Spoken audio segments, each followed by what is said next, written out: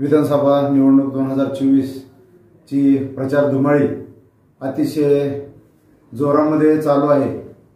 महाराष्ट्र राज्याचे मुख्यमंत्री यांनी महायुतीबरोबर राहण्याचा निर्णय घेतला आणि संपूर्ण महाराष्ट्रामध्ये शिंदे गट, अजित पवार गट आणि भारतीय जनता पार्टी त्याचप्रमाणे आरपीआय महायुतीमध्ये समाविष्ट झालेले आहेत आणि महाराष्ट्र राज्याचे मुख्यमंत्री एकनाथ शिंदे साहेब त्याचप्रमाणे आमच्या अहमदनगर जिल्ह्याचे अहिल्यानगरचे जिल्हाध्यक्ष माननीय बाबूशेठ टायरवाले यांच्या नेतृत्वाखाली आम्ही सर्व शिवसैनिक जामखेड तालुक्यामध्ये, जामखेड आणि कर्जत तालुक्यामध्ये, दोन्ही तालुक्यामध्ये प्राध्यापक रामशंकर शिंदे यांचा प्रचार अतिशय जोरदारपणे आम्ही जामखेड तालुक्यामध्ये करत आहोत आणि येणाऱ्या 20 तारखेला प्राध्यापक राम शिंदे यांचं अतिशय पाठीमागच्या काळामध्ये काम चांगलं आहे।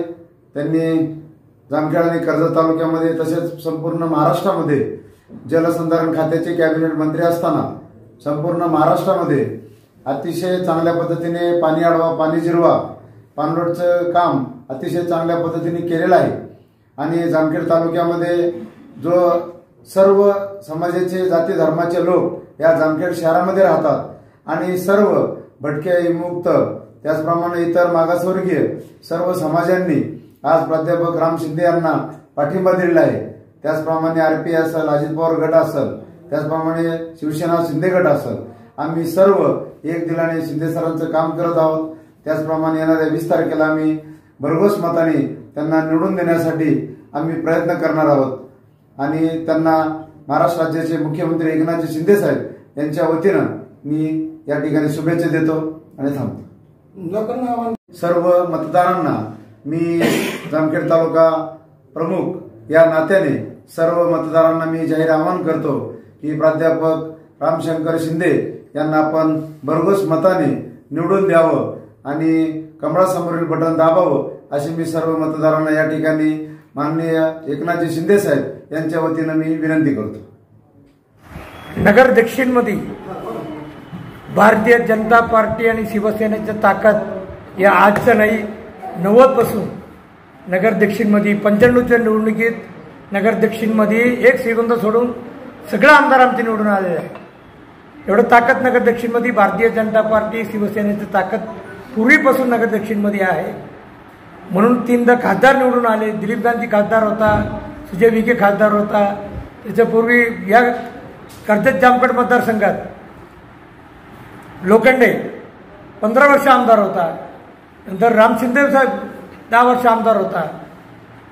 म्हणून या नगर दक्षिण मध्ये काय चुका मागच्या वेळी झालं लोकांचं, हे बाहेरचं येऊन मोठ्या घराण्यातलं आहे म्हणून आम्ही उद्योगधंदा आणू, इथं लोकांना रोजगार देऊ, तरुणांना काहीच केलं नाही 5 वर्षात।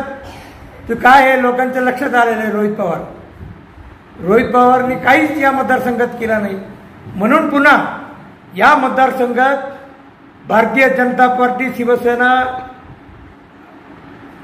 महायुतीचे उमेदवार सर्व जास्तीत जास्त मतांनी यावेळेला निवडून आल्याशिवाय राहणार नाही आणि त्याच्यासाठी आमच्या शिवसेनेचे सर्व शिवसैनिक, कार्यकर्ते, पदाधिकारी, तालुका प्रमुख, उपतालुका प्रमुख, महिला आघाडी सर्वजण काम करतात, रात्रंदिवस काम करतात आणि कोणी पक्षाचं, युतीचं, उमेदवाराचं काम नाही करता आमच्या पक्षाचं कोणी गद्दारी केले तर त्यांच्यावर कारवाई केली जाणार आहे।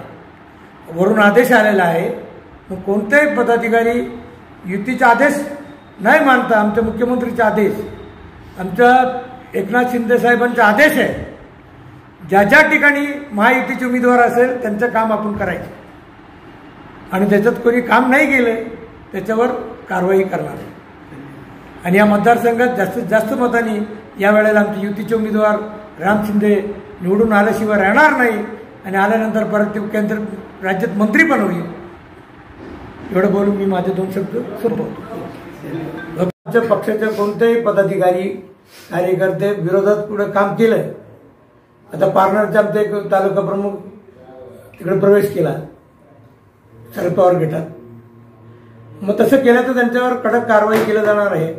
आमचे सचिव बरोबर आमचे काल बोलणं झाले, म्हणून सर्व शिवसैनिकांना आणि पदाधिकाऱ्यांना माझ्या विनंती आहे, सर्वांनी आपल्या युतीचे उमेदवार निवडून आणण्यासाठी काम करावं, प्रयत्न करावा.